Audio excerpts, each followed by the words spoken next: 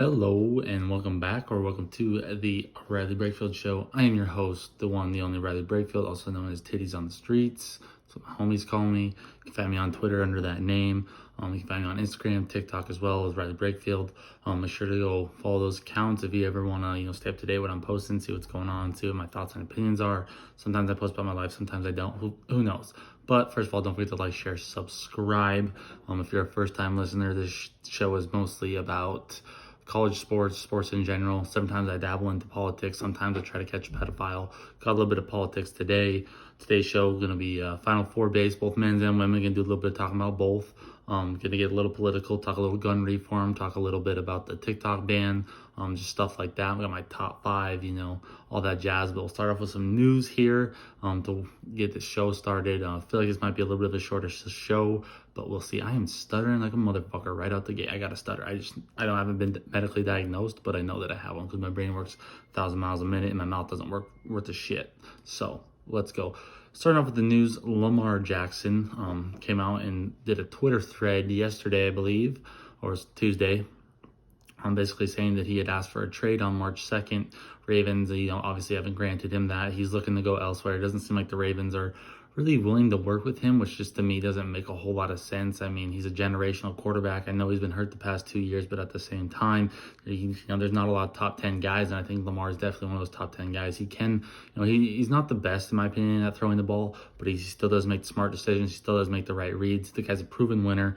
His ability to run and pass the ball, I think, really should set him apart.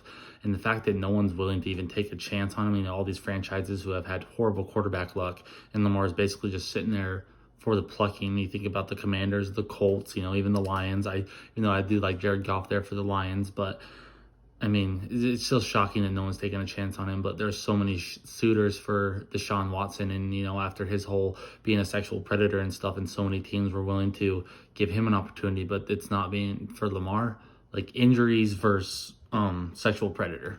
Apparently injuries outweigh that one, which doesn't make a lot of sense to me. But, I'm hoping that Lamar finds a home. I'm hoping that he just goes out of Baltimore. I just think that he deserves better. I think he deserves to get paid. And the fact that no one is willing to pay him is just baffling to me. It doesn't really make a whole lot of sense in the long run.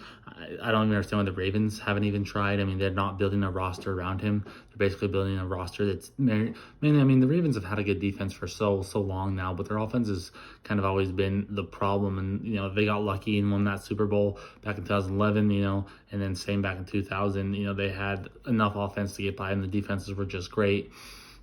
Kind of in the same situation now. The defense is unreal. I mean, one of the better ones in the league, but still offenses just doesn't have that consistency. They don't really have the weapons for Lamar to work with. I mean, that's a big part of it. You have to have solid guys around you in order to make big plays. That's just point blank period how it has to be. So, but whatever. Big college basketball news. Caleb Love is entering the transfer portal. RJ Davis and Armando Bacot obviously said that they're coming back, but Caleb Love looking to go elsewhere.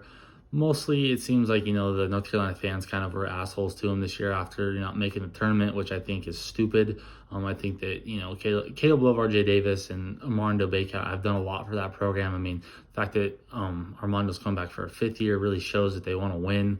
So it's just sad to see Caleb leave because of the fans, basically. Very curious as to where he is going to go. Could be anywhere, really. Who knows, I mean, there's so many teams that are probably willing to take him on. He does have unreal scoring ability. There's rumors that he might come down here to LSU. That would be kind of cool. I'd love to go watch him play a game next year. So just hoping for the best for him, in the long run. Rodney Terry had been interim head coach for Texas for quite since Chris Beard stuff. Finally, after they lost on Sunday, he got that contract extension. He's now going to be there for 5 years, it looks like. So pretty exciting for him. I think he deserves the job, though. He does have a long road ahead of him, but the transfer portal, it's not that hard to accomplish a lot or have a quick turnaround. That team was filled with a lot of fifth-year seniors, so they're going to have to replace quite a few guys. I definitely think Texas is a desirable destination, though, so I think that they shouldn't be hurt too bad. I just don't expect the same type of year from them as they had this year. I mean, unreal first year as an interim head coach, to take a team to a Big 12 title and to the Elite Eight. Even though it wasn't the guys he recruited, he still stepped up. They got the job done. Tons of talent on that team. So excited for him. Excited to see what the future can hold. It's not his first time being a head coach either. He was a head coach at Fresno State as well as UTEP. So definitely has that experience. So definitely he's not going to be brand new at all. That's what helped them this year is he had that experience. He's a proven head coach, so just excited to see what he can do going forward. Actor Jonathan Majors was arrested over the weekend for strangulation and assault of a woman. Don't know too many more details. Kind of got buried in the news cycle over this past week.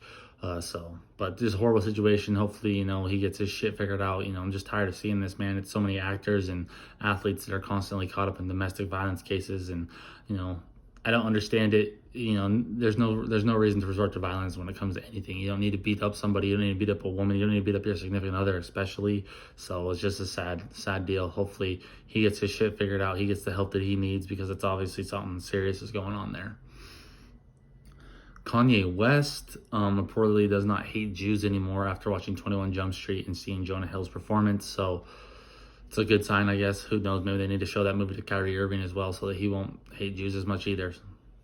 Speaking of, I got the Mavericks Sixers game coming up soon. They're talking about Luka Doncic or Kyrie Irving, who's to blame for the Mavericks' failures. It's obviously Kyrie Irving, because they weren't doing that bad until he got there. Kyrie just destroys teams. That's just what he does.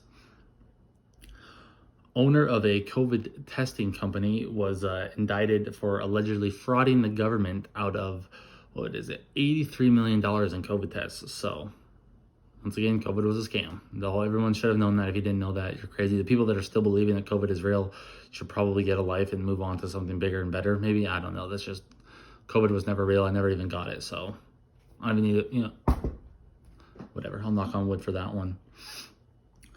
400 gallons of radioactive water was released in Minnesota in a nuclear plant. This happened back in November, but it wasn't recently reported till this month. So just another weird thing that's going on.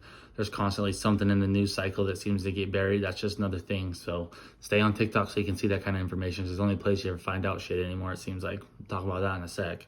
But let's move on. First and foremost, I want to say my thoughts and prayers, are out to the families affected by Nashville as a community.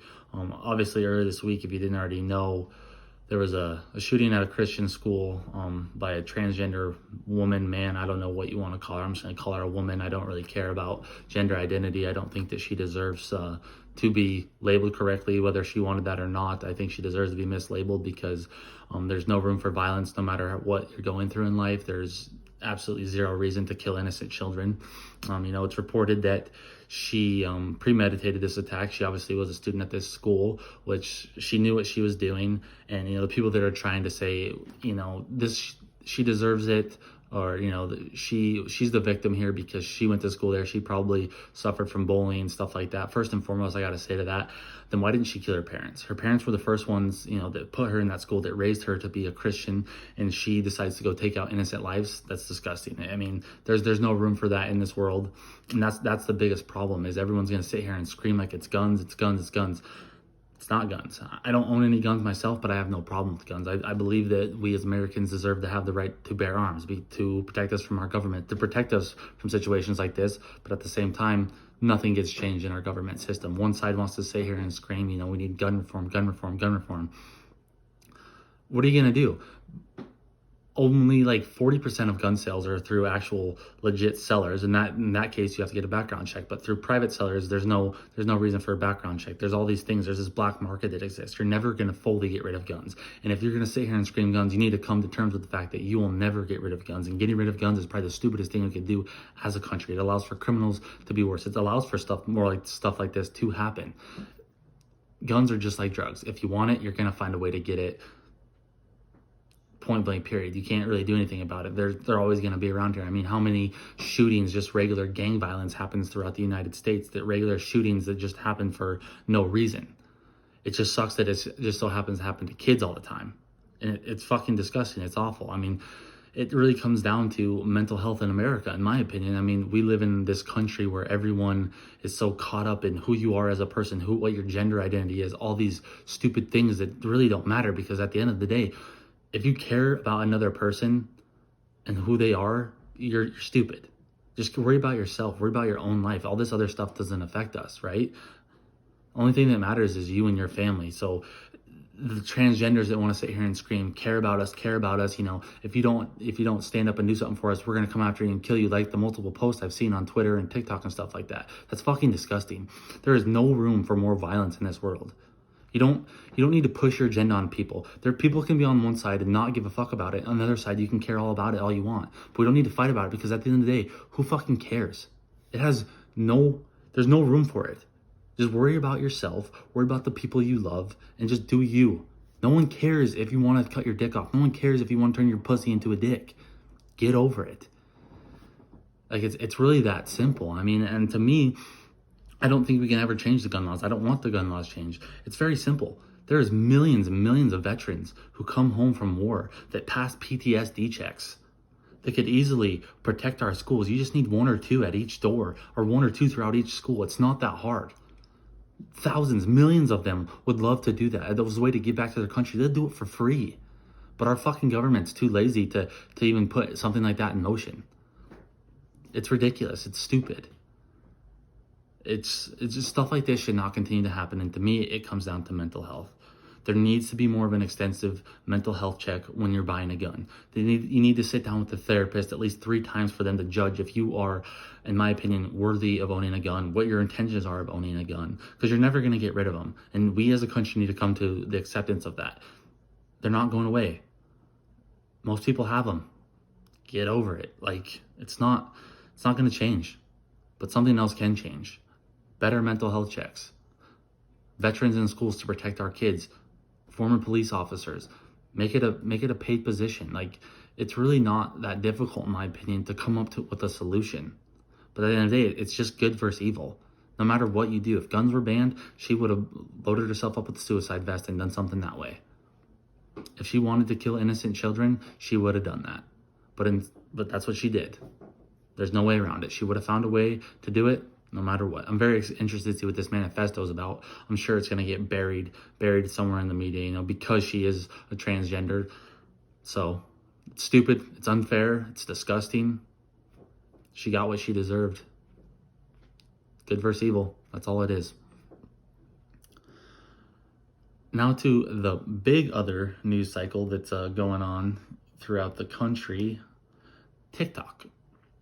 TikTok is reportedly, there's a bill introduced that would ban TikTok, but also it's very invasive into our personal privacy. They would have access to any home cameras, pretty much anytime we log into any network. This bill can be signed by any sitting president and not get, not get blocked by the Congress or anything like that. So it basically is an invasion of privacy. And then, you know, when you kind of dig more into it, Facebook and Instagram and Meta as a whole have really been lobbying for DC to get this bill passed, which to me is weird, because that almost is creating a monopoly on the real system that Instagram and TikTok have. You know, TikTok, I personally love TikTok.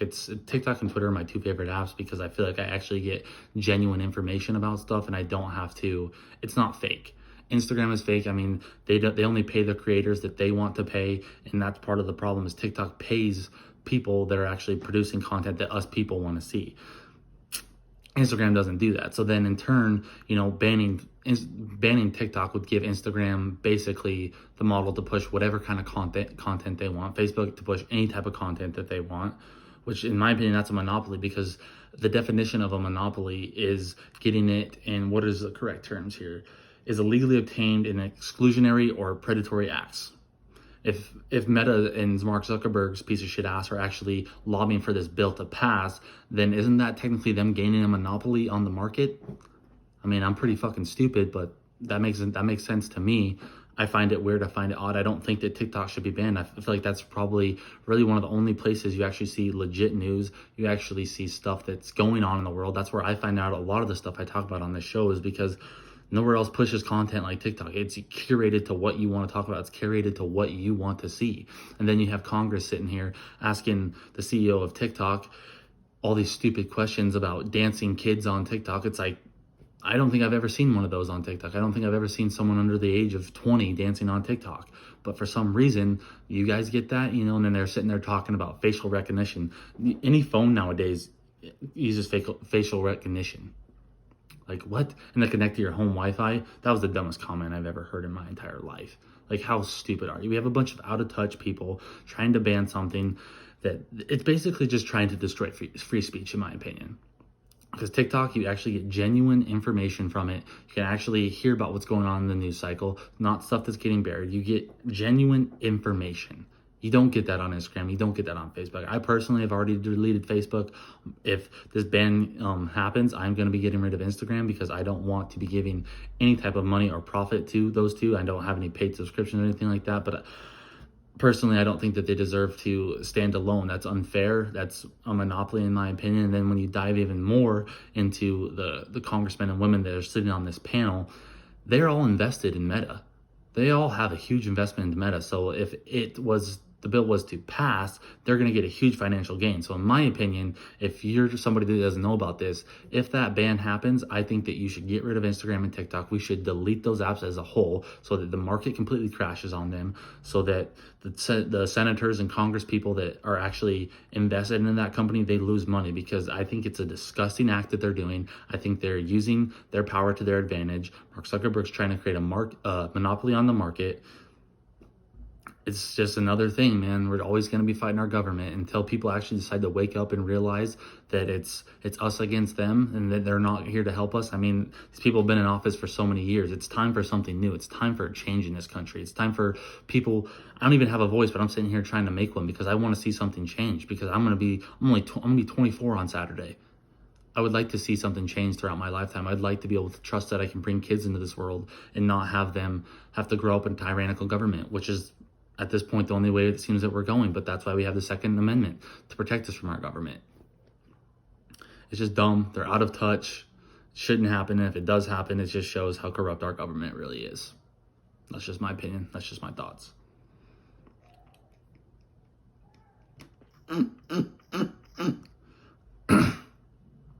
Oh, one last thing to add to that as well. The Twitter files. Like, because if Instagram has pretty much all the rights to Reels and they can push the content that they want, the Twitter files basically exposed, the government, the left, the right, they're paying off so they can push their agenda so stuff can be deleted. If we only have Instagram as the only place to get genuine information, even though the app sucks, it's just stupid. It's point blank stupid.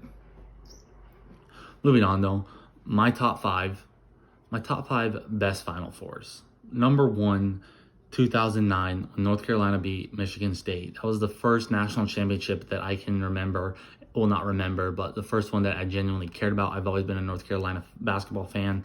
So for me, that was just an unreal game. I love Tyler Hensbrough, Ty Lawson, Wayne Ellington. They're going up against Draymond Green and Tom Izzo. That's probably my number one, because it was the first national title that I remember as a North Carolina fan that I genuinely got to enjoy. I remember watching that at my grandparents' house. I was absolutely juiced. I even got myself a Tyler Hensbrough jersey, I think that year for Christmas prior to the national championship. You remember that time when he got his nose all bloody at the Duke game? That literally kind of happened to me one time at school. I sneezed and I got a bloody nose at the same time, and it went all over my jersey. I worked at school, obviously, so I felt like a pretty badass. I was like, I wish that, technology, I wish I would have had an iPhone back then so I could have a picture of me basically looking like Tyler Hensbrough. I think that would be pretty cool. My number two has to be the 2017 North Carolina over Gonzaga. That was just probably, one of my favorite Final Fours. North Carolina looking for a shot at redemption with that super unreal talented team. I love Joel Berry. He was a stud point guard. Kennedy Meeks. I love Kennedy Meeks. North Carolina just out-rebounded the fuck out of everyone that year. I also liked it, though, because I've also been a Gonzaga fan for most of my life. I lived in Spokane for a couple of years when I was younger, so I've always really liked and respected Gonzaga, so that was fun for me. I was like, either way, it's a win-win, two teams that I really like, but that has to be my number two. My number three is the Kansas over Memphis. That was just a really fun Final Four. Memphis and UCLA, tons of talent in that game. You had Kevin Love on one side and Russell Westbrook, Derrick Rose from Memphis, obviously, and then Kansas, North Carolina played. That was Tyler Hensbrough, Ty Lawson, all those guys still. Kansas obviously ended up winning that title with that Mario Chalmers shot to win it all. That was one of the best. That was probably the first national title game that I remember, so it just sticks out to me as one of my top five of all time, because I remember watching it on a big ass TV. It was a good time. It's a good experience. My number four, 2016, Villanova, North Carolina. Common themes, a lot of North Carolina games in here, but that's probably one of the biggest heartbreaks I've ever had, but that was definitely one of the best games I've ever seen. Marcus Page's unreal shot, and then obviously Chris Jenkins won it all. Like, that was just so, literally was like the top of the world. I was like, oh my God, we're about to win a national title. And then my hopes and dreams just got literally crushed just a couple seconds later. That was just an unreal game. It was an unreal tournament, but that has been my number 4. Number 5, talked about this one when I was talking about my Cinderellas. 2011 UConn Butler. That was a really good final matchup. Well, not really, because UConn won more. I just remember it for Kemba Walker just kind of taking over. UConn just absolutely dominating most of that tournament. So that just has to be my top 5 right there. Those are my top 5 favorite Final Fours that I remember as a child. So if you like other ones, I'm sorry I didn't talk about them.